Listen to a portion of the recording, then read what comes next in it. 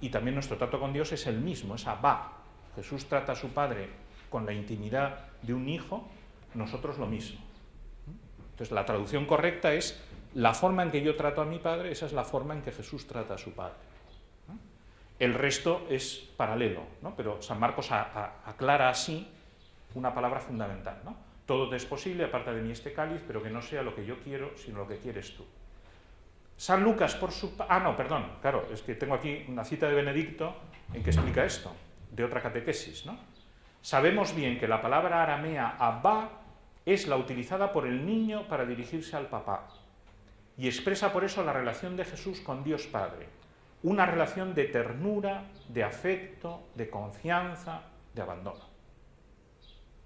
Por supuesto, yo lo he explicado porque lo explica Benedicto XVI, aunque lo haya citado después. La fuente es este texto. Bueno, y otros, esto lo dicen ya desde la antigüedad. Nos queda San Lucas. San Lucas añade 2 o 3 detalles también significativos. Primero, que se le apareció un ángel del cielo que le confortaba. Este es el único elemento positivo, digamos, de toda esa noche de oración. El papel del ángel confortándole, que esto también daría para bastante. De los ángeles voy a hablar poquito porque no podemos hablar de todo, pero los ángeles juegan un papel enorme en la oración. Y además de ida y vuelta, o sea, llevando nuestras oraciones hacia Dios y trayéndonos las oraciones de Dios hacia nosotros. Precisamente estos días estaba leyendo el libro de Tobías y hoy justo he llegado a la parte final cuando San Rafael se revela como el arcángel y les dice a Tobías y a su hijo, les dice a Tobit y Tobías, que no solo es que él les haya ayudado y de parte de Dios les hable, sino que antes, cuando ellos rezaban, él era el encargado de llevar sus oraciones ante Dios. Y por eso Dios le ha encargado a él luego que venga a ayudarles. Bueno, esto es continuo, ¿eh? O sea, el ángel actúa en las dos direcciones. Aquí actúa desde Dios a Jesús, ¿verdad? Conforta a Jesús, el Padre le envía, digamos, como ese consuelo. Otro detalle, entrando en agonía, esta tenía que haberla subrayado esta palabra, pero veo que me he olvidado. Agonía, de nuevo, con el castellano clásico, significa justo el momento antes de la muerte. Eso es por lo menos lo que yo siempre he entendido por agonía. La agonía es cuando uno ya está a punto de morirse y casi suele ser irreversible. Es decir, que Jesús estuvo a punto de morir en ese momento, sin todavía haber recibido ni un latigazo, ni un clavo, ni nada. O sea, por puro dolor psicológico. Esto tiene también tela y para los médicos que haya por aquí, y sobre todo médicos de lo psíquico, supongo que les dará que pensar, o ya lo habrán pensado y sabrán más que yo sobre eso. Pero es clave, O sea, Jesús estuvo en agonía por la angustia de que iba a morir, y de esa forma tan terrible. Pero para nosotros, ¿qué nos interesa para la oración? Entrando en agonía, oraba con más intensidad.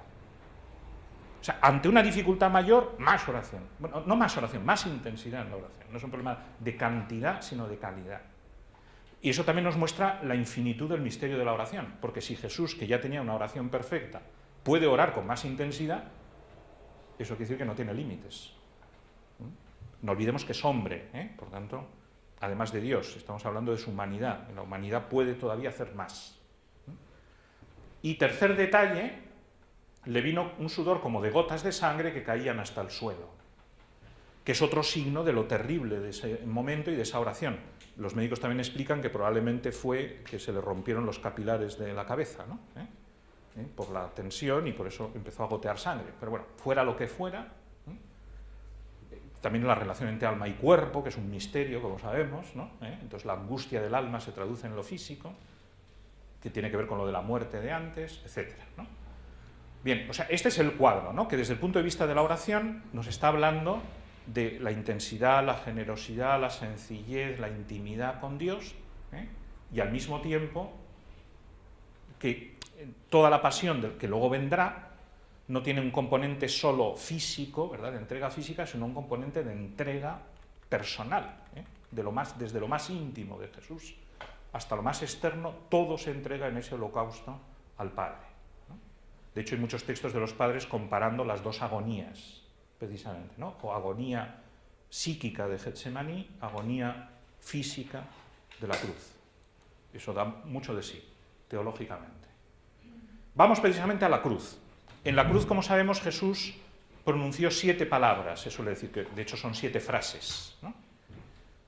Por cierto, que leí hace unos días un librito de San Alonso de Orozco que se llama Las 7 palabras de María, muy bonito, un clásico, porque María también dice 7, solo habla 7 veces en todo el Evangelio, ¿no?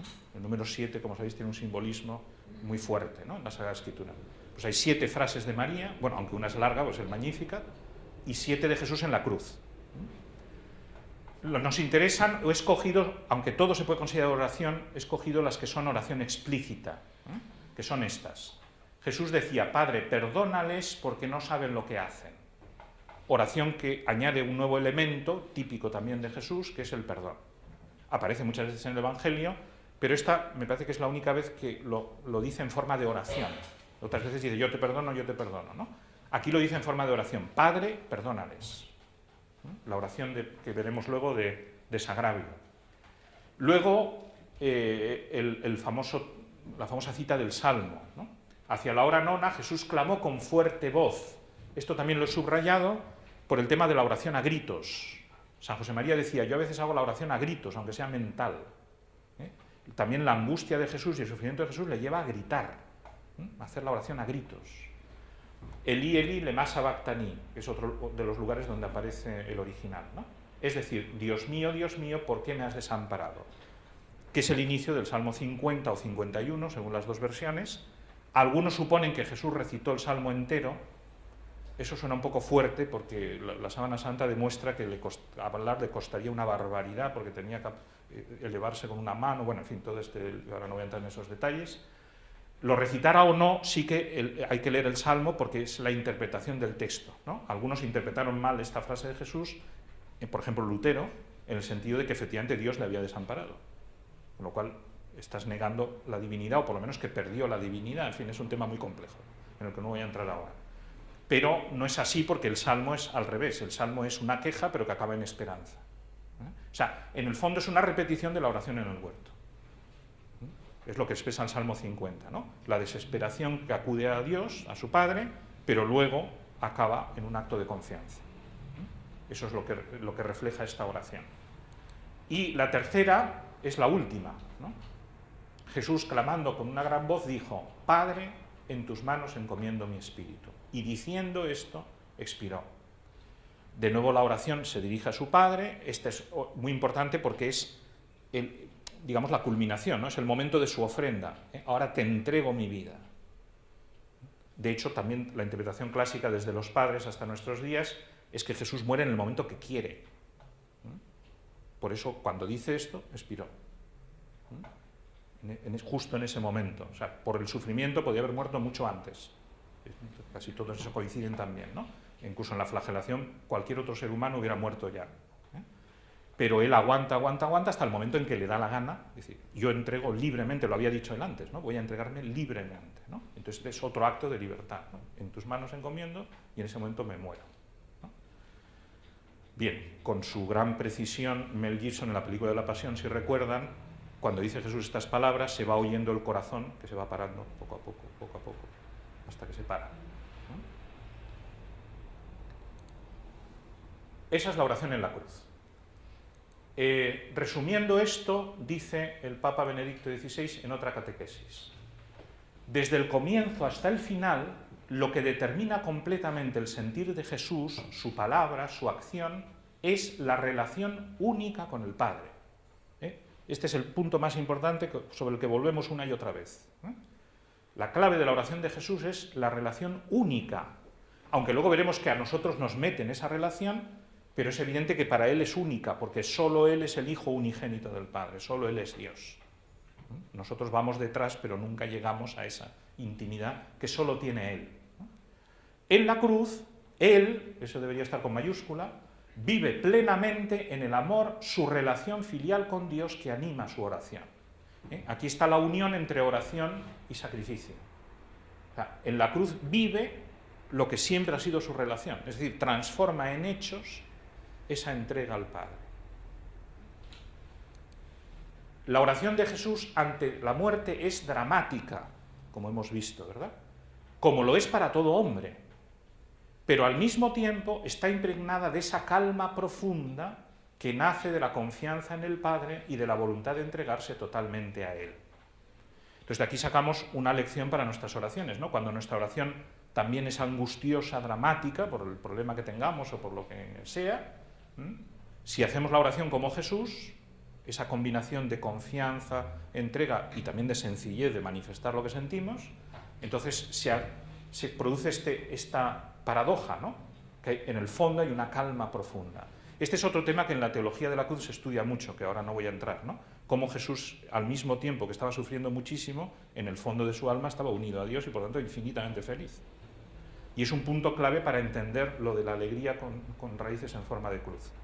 A lo que he dedicado por ahí un artículo que tengo publicado, que luego si queréis os doy la referencia, pero no es el tema que nos toca ahora. Pues eso sería para otras clases, ¿no? El tema de la cruz, que es un tema delicado, ¿no? Bien, pero Jesús es lo que vivió en ese momento. Más cosas sobre la oración de Jesús. Hemos visto las oraciones concretas, ¿no? que van apareciendo en el Evangelio, pero ellas ya nos han ido revelando el fondo del misterio, que lo podemos resumir de esta forma. O sea, ahora ya me fijo en la oración de Jesús en relación con nosotros. Hemos ido viendo cómo reza Él, pero ya hemos visto que ahí vamos apareciendo nosotros, ¿no? Entonces vamos a sacar las consecuencias para nuestra oración. Y sobre todo la frase fundamental es esta: Jesús asume nuestra oración. Su oración es la nuestra. ¿En qué sentido? En un doble sentido. Primero, por el hecho mismo de la encarnación. Al ser Jesús verdadero hombre y asumir nuestra humanidad, asume todos los elementos de la humanidad, como sabemos. Esto tiene consecuencias en otros campos, el dolor, el trabajo, etcétera, la familia, pero en particular en este. O sea, Jesús asume la oración de cualquier ser humano, como hombre que representa a toda la humanidad, por el simple hecho de la encarnación. Es decir, toda esa vida de oración que decíamos al principio es nuestra también. Y luego, por la redención, como acabamos de ver al analizar los pasajes relativos a la oración en torno a la cruz. Jesús, su redención consiste precisamente en ofrecerse al Padre en nombre nuestro. Entonces, eso incluye los hechos, el sufrimiento, la muerte, la entrega, pero incluye también su oración. Al ofrecerse Él, está ofreciendo toda nuestra oración con Él. Así lo expresa el Catecismo. Lleva a los hombres en su oración, ya que también asume la humanidad en la encarnación y los ofrece al Padre ofreciéndose a sí mismo. De aquí brota algo que también se estudia en teología de Jesucristo, en cristología, que es cómo Jesús redime precisamente porque es a la vez hombre y Dios, bueno, tema que tampoco voy a desarrollar, porque esta es la asignatura de oración, ¿no? Pero para ir empalmando, los que hayan estudiado esas otras asignaturas, todo eso empalma, ¿no? De hecho, la teología espiritual, si uno siguiera el orden, lo que pasa es que ya se sabe que en el cuadrienio no se sigue el orden, tendría que ser la última asignatura de todas, casi, porque tiene en cuenta todas las anteriores, ¿no? De hecho, en las facultades se suele hacer, ¿no? Se explica al final, porque tiene en cuenta la dogmática, sobre todo toda la dogmática, ¿no? Pero también la moral, etc. Bien, pero para nosotros ya el tema de oración está claro, ¿no? Allí asume nuestra oración en la encarnación y en la redención. Sigue diciendo, esto sigue siendo el Catecismo, citando a San Pablo, Hebreos. Él, el Verbo que ha asumido la carne, comparte en su oración humana todo lo que viven sus hermanos. Luego lo veremos también desde el punto de vista de la Iglesia, del cuerpo místico, ¿no? Pero eso, Jesús asume todo lo que es de los demás seres humanos. También de los que no rezan, porque nos ha redimido a todos. Otra cosa es que el que no lo acepta, pues no le redime. Pero Él ha asumido la oración de todo el género humano.